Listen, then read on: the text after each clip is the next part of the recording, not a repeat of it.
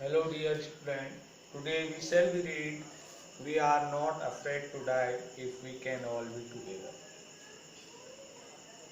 Jordan cook और Elon ने इसको लिखा है। यह एक जो जॉर्डन है वह एक अन्वेषक के रूप में अपने आप को स्थापित करना चाहते हैं। तो जुलाई 1976 में इन्होंने इंग्लैंड के प्लाईमाउथ से अपनी जो यात्रा आरंभ की। उस यात्रा में इनका पुत्र जोनाथन जो कि 6 वर्ष का है और सुजान जो कि 7 वर्ष की है और पत्नी मैरी के साथ उन्होंने जो है वह यात्रा आरंभ की।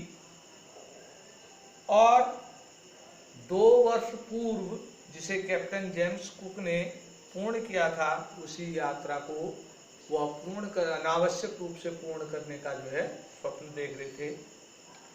और उन्होंने इस यात्रा को पूरा करने के लिए इंग्लैंड के जो जल है, यानी कि इंग्लैंड के पास जो समुद्र है, उसमें सारे कठिनतम समय में उन्होंने अपनी जो परीक्षण उस जहाज का किया था। उनकी जो नाव थी या जहाज वेव वॉकर, वह 23 मीटर लंबी और 30 टन वजनी एक लकड़ी की सुंदर नौका थी और उसे पेशेवर ढंग से निर्मित किया गया था और उसे महीनों फिट करने में, यानी कि उसके पार्ट फिट करने में लगाए थे। और जो सबसे बुरा जो वेदर था, मौसम था, तो उस मौसम में उन्होंने उसको जो है चेक किया था, उसकी जांच की थी। और 3 वर्ष की जो यात्रा थी, यात्रा का प्रथम चरण 1,05,000 किलोमीटर की यात्रा के साथ, सुखद यात्रा के साथ, जब वे साउथ अफ्रीका की पश्चिमी तट पर पहुंचे, केप टाउन, उसके साथ उनकी वह 1,05,000 किलोमीटर की 3 वर्ष की यात्रा प्रसन्नता से पूर्ण हुई। और उसके पश्चात वे इंडियन महासागर यानी कि दक्षिणी महासागर को पार करने के लिए, जो कि सबसे बुरा समुद्र माना जाता है, तो उन्होंने 2 व्यक्तियों को अपने साथ लिया, जिसमें कि एक अमेरिकन था जिसका नाम लैरी विजिल था और दूसरा स्विट्जरलैंड का निवासी हर्ब सेगलर था। और दोनों नाविक थे जो कि उनकी समुद्री यात्रा में उनका सहयोग करने के लिए लेखक ने उनको अपने साथ लिया। और जब वे वहां से निकले, केप टाउन से निकले, तो उन्होंने जो है भयंकर हवा का उन्होंने सामना किया और दूसरे दिन से ही जो है मौसम लगातार खराब होने लगा और तेज आंधियां चलने लगी। और जो लहरें थी समुद्र की, वह चेतावनीपूर्ण ढंग से 15 मीटर ऊंची थी, जिनका कि उनका मेन मस्तूल यानी कि मुख्य मस्तूल था, उसके आकार की वह लहरें थी। और दिसंबर 25 को उन्होंने अपने आप को 3,500 किलोमीटर दूर केप टाउन से पूर्व की ओर पाया। और उसके मौसम खराब होने के पश्चात भी उन्होंने जो क्रिसमस की जो छुट्टी थी, उसको जो है उसको सुखद ढंग से उन्होंने पूर्ण किया। और 2 जनवरी की सुबह तक जो है मौसम बहुत खराब हो गया, लहरें बहुत ऊंची थी और हवा बहुत तेज चल रही थी। अब उन्होंने जो है जो तूफानी पाल थी उसको उतार लिया, ताकि वह उन जो भयंकर लहरों का सामना कर सकें। और उन लहरों से बचने के लिए उन्होंने सभी चीजों को दोहरी रस्सी से बांधा और लाइफ राफ्ट ड्रिल की और अपने आप को लाइफ लाइन से अटैच किया, अपने शरीर पर तेल लगाया और लाइफ जैकेट उन्होंने पहनी और उसके बाद उन्होंने इंतजार किया।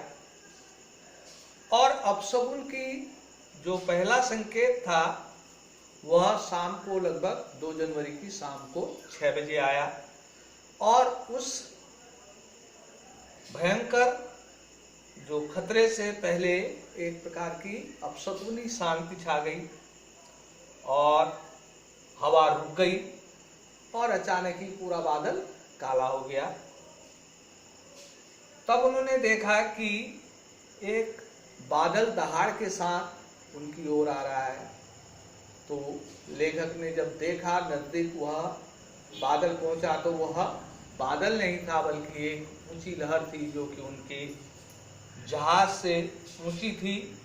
और लेखक कहता है कि मैंने इससे पूर्व कभी इतनी ऊंची लहर को नहीं देखा और वह पूर्ण रूप से ऊर्ध्वाधर थी, सीधी खड़ी थी।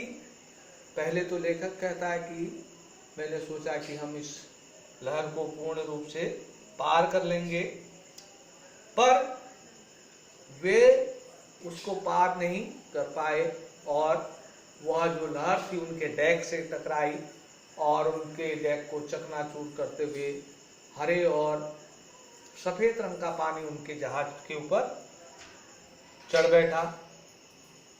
और जो लेखक था उसने कुछ समय पश्चात ही पाया कि वह समुद्र में डूब रहा है और उसको शांति महसूस हुई। तो थोड़ी देर पश्चात अचानक ही उसका जो सर है पानी से ऊपर आया, धूल जो है वेग आकर डूबने की अवस्था में थे और उसकी पाल जो है क्षितिज के समानांतर थी। तो उसने किसी तरह उस जहाज की रेल यानी कि जो रेलिंग थी उसको पकड़ा और उसको पकड़ते हुए वह जो है तो उसको जैसे ही उसने पकड़ा तो उसके पश्चात आने वाली लहर ने उसको कपड़े की गुड़िया के समान उछाला और उसका सिर जो है व्हील से टकराया और उसके मुंह से टूटे हुए दांतों के कारण खून भरा हुआ था। उसके बाएं किनारे की पसलियां चटक गई थी और सर्वत्र पानी ही पानी था। अब उसके पास उस पानी का स्रोत ढूंढने के लिए उसके पास हिम्मत नहीं थी, उसने हिम्मत नहीं जुटाई। तभी उसने देखा कि सामने के एक छोटा सा दरवाजा खुला और मैरी वहां पर प्रकट हुई। उसने कहा कि हम डूब रहे हैं। तो मैंने उससे कहा कि व्हील पकड़ो, पहिया पकड़ो। और यह कहते हुए मैं चिल्लाते हुए उसके दरवाजे की ओर गया और लैरी और हर्ब जो 2 नाविक हमने साथ में लिए थे वह पागल आदमी की तरह जो है पानी को उलझ रहे थे, पानी को फेंक रहे थे और सारी लकड़ियां जो थी उस पर चटक चुकी थी, टूट चुकी थी और जो स्टार बोर्ड था वह अंदर की ओर फूल गया था। क्रॉकरी, चार्ट और जो कपड़े, खिलौने वह सब पानी में डूब चुके थे। तो लेखक कहता है मैं तो हाफ तैरा और हाफ रेंगता हुआ यानी कि आधा तैरता हुआ आधा रेंग कर जो है बच्चों के कमरे तक पहुंचा और मैंने उनसे कहा कि क्या तुम लोग सही हो?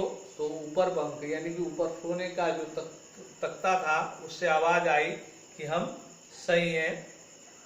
तो मेरे पास भी उनके बारे में चिंता करने के लिए ज़्यादा समय नहीं था। मैं बाहर आया और हथौड़ा और कुछ स्क्रू यानी कि पेंच पकड़कर, कैनवास पकड़कर मैं जो है बाहर निकला, संघर्ष करते हुए डेक पर पहुंचा और उसकी जो स्टार बोर्ड था वह झटके से जो है बाहर की ओर खुल गई थी और उससे लगातार पानी जो है जहाज पर आ रहा था। तो कुछ रिपेयर की आवश्यकता थी, मरम्मत की आवश्यकता थी, अन्यथा हम डूब जाते। मैंने किसी प्रकार उस कैनवास को फैलाया और वाटरप्रूफ जो पेंच थे वहां पर लगाए और वह जो गैपिंग होल था उसको बंद करने के लिए कुछ पानी बाहर से लगातार निकल रहा था तो जो चिंता की बात थी वह यह थी कि जो हमारे हैंड पंप थे वह जो है उस जहाज पर बहने वाले मलबे के कारण जो है खराब हो चुके थे और जो इलेक्ट्रिक पंप था वह शॉर्ट सर्किट हो चुका था। तब मेरे को अचानक ध्यान आया कि नीचे 4 फुट में एक अलग से हैंड पंप रखा हुआ है। मैंने उसे बाहर के पाइप से जोड़ा और भगवान का धन्यवाद दिया कि वह काम कर रहा था। और रात बहुत लंबी चली, लगातार हर बार वे लहरी जो है पानी उलटते रहे और हैंड पंप जो है अपना काम करता रहा। जब मैं वापस और मैंने वहां से जो है मेडे कॉल किया, यानी कि समुद्र से की जाने वाली जो जहाजों द्वारा जो कॉल होती है उसे मेडे कॉल कहा जाता है, पर उसका कोई जवाब नहीं आया। समुद्र के उस दूरस्थ स्थान पर इस प्रकार की जो रिस्पॉन्स होना वो कोई आश्चर्य की बात नहीं थी। 3 जनवरी की सुबह तक जो है पानी का जो स्तर था वह पर्याप्त कम हो गया था, जिससे कि हम 2-2 घंटे बारी बारी जो है आराम कर सकते थे। और मैंने पाया कि जो संपूर्ण जहाज के जो सेक्शन है वह सब अलग हो चुके हैं और जहाज का जो तल था वह नीचे से चकनाचूर हो चुका है। हम 15 घंटे से जब से जहाज को लहरों ने हिट किया था उसके पश्चात 15 घंटे से तक लगातार संघर्ष कर रहे थे और वेव वॉकर इतना समर्थ नहीं था कि वह हमें ऑस्ट्रेलिया तक सुरक्षित साथ रह सके। तब हमने उस समुद्र में वहां से कुछ दूरी पर जो फ्रांस के जो वैज्ञानिक आधार थे एल एम्स्टरडम के बारे में जो है मैंने जांच करनी शुरू की, जो कि उस समुद्र पर कहीं पर थे। तो 4 जनवरी को 36 घंटे लगातार पंपिंग करने के पश्चात हम कुछ सेंटीमीटर पानी उस जहाज में शेष रह गया और हम मुख्य मस्तूल के द्वारा जहाज नहीं बढ़ा सकते थे, क्योंकि उसके दबाव से कहीं जो सारे सेक्शन थे वो अलग होकर टूट सकते थे। तो मैरी जो है कुछ भुने हुए बीज और जो है चटक बिस्कुट ले आई और 24 घंटे में हमने जो है कुछ भोजन किया। 2 दिन पश्चात हमने कुछ हमें खाने को मिला और यह आराम जो है हमारे लिए कुछ समय के लिए साबित हुआ। 4 जनवरी की शाम 4 बजे जो बादल थे वो अचानक और घिरने लगे और हवा की रफ्तार 40 नॉट, यानी कि समुद्री रफ्तार को नॉट में गिना जाता है, तो 40 नॉट उसकी रफ्तार हो गई और 5 जनवरी की सुबह तक जो है हमारी जो स्थिति थी वह और निराशाजनक हो गई। तो मेरा पुत्र मेरे पास आया तो उसने कहा कि क्या हम डूबने वाले हैं। तो जॉर्डन कुक ने उसे आश्वस्त किया कि हम किसी तरह से पार कर लेंगे। तो जोनाथन ने कहा कि अगर हम सब साथ रहे, मम्मी पापा में सुजान, तो हम मरने से नहीं डरते। यही पाठ का शीर्षक भी है। तो मैंने निर्णय लिया कि मेरे पास जो कुछ भी है उससे मैं पूर्ण रूप से जो है संघर्ष करूंगा और हार नहीं मानूंगा। शाम के 6 बजे 6 जनवरी को हवा की जो रफ्तार थी वह कम हुई और मैंने सेक्शन पर वॉच लिया और धारा और विचलन और मार्ग परिवर्तन पर मैंने काम किया। मैंने अपनी स्थिति की गणना की, पुनः गणना की और हम 1,50,000 किलोमीटर दूर समुद्र में 65 किलोमीटर चौड़े एल एम्स्टरडम द्वीप की खोज कर रहे थे। तत्पश्चात सू हमारे पास आई और उसने कहा, उसने अपना सूजा हुआ सिर दिखाया। उसकी आंख जो है काली हो चुकी थी और उस चोट के कारण उसकी मात्र आंख में एक रेखा समान दिखाई दे रही थी और उसकी आंखें पूर्ण उस सूजन से जो है बंद हो गई थी। और उसने एक कार्टून बनाया था, व्यंग्य चित्र बनाया था, जिसमें मेरा और मैरी का जो है चित्र उसने अंकित किया था और उस पर लिखा था कि यहाँ कुछ फनी लोग हैं, मजाकिया लोग हैं, क्या उन्होंने आपको हंसाया? मैं तो बहुत हंसी। कहने का तात्पर्य यह था कि हम किसी तरह इसको पार कर लेंगे।